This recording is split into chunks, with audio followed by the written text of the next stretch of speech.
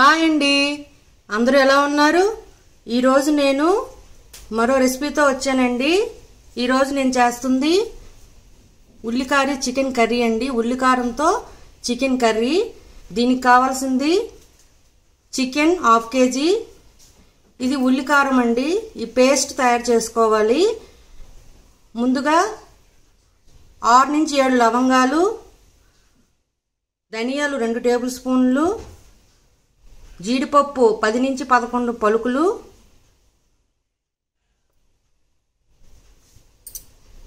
దాల్చిన చెక్క చిన్న ముక్క. ఇవన్నీ నూనె లేకుండా ఫ్రై చేసుకొని మిక్సీ జార్లో వేసుకోవాలి, గ్రైండ్ చేసుకొని. దానిలోనే 2 మీడియం సైజ్ ఉల్లిపాయ ముక్కలు, కారం 2 టేబుల్ స్పూన్లు వేసి ఇవన్నీ కలిపి పేస్ట్ లాగా తయారు చేసుకొని పక్కన పెట్టుకోవాలి.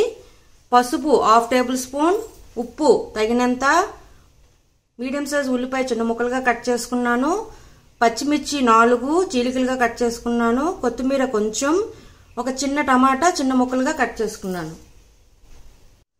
కుక్కర్లో ఆయిల్ వేసుకున్నాను. దీనిలోనే ఉల్లిపాయ ముక్కలు, పచ్చిమిర్చి, టమాటా వేసి బాగా ఫ్రై చేసుకోవాలి.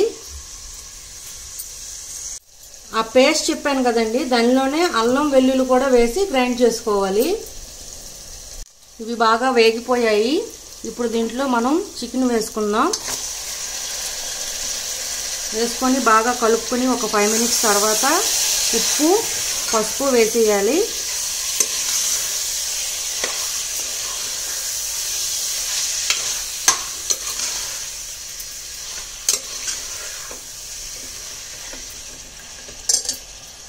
తర్వాత ఉప్పు, పసుపు కూడా యాడ్ చేసేసాను. ఇది ఒక 10 మినిట్స్ అలా మీడియం ఫ్లేమ్లోనే ఉంచుకొని మూత పెట్టేసి నీరు ఆవిరయ్యేదాకా ఉంచుకోవాలండి. ఏమాత్రం నీరు యాడ్ చేయలేదు. చికెన్ నుంచి వచ్చిన వాటరే ఉంటుంది దీంట్లోన. ఆ వాటర్ కూడా లేకుండా మనం చూసుకోవాలి. 10 to 15 మినిట్స్ ఇలా ఉడికించిన తర్వాత మనం ముందుగా గ్రైండ్ చేసి పెట్టుకున్న పేస్ట్ని యాడ్ చేసేస్తున్నానండి. ఇది ఒక 10 to 15 మినిట్స్ అలా ఫ్రై చేసుకోవాలి. చేసుకున్న తర్వాత మనం కుక్కర్లో విజిల్స్ పెట్టేసుకుంటే సరిపోతుంది. అప్పుడు కూడా ఉప్పు చూసుకోండి, సరిపోతే వేసుకోవచ్చు. 10 to 15 మినిట్స్ ఆ పచ్చడి పేస్ట్ చేసుకుని వేసుకున్న తర్వాత ఉప్పు చూసుకున్నానండి, సరిపోలేదు, కొంచెం యాడ్ చేసుకున్నాను. ఇప్పుడు దీనిలో తరిగి పెట్టుకున్న కొత్తిమీర కూడా వేసేస్తున్నాను.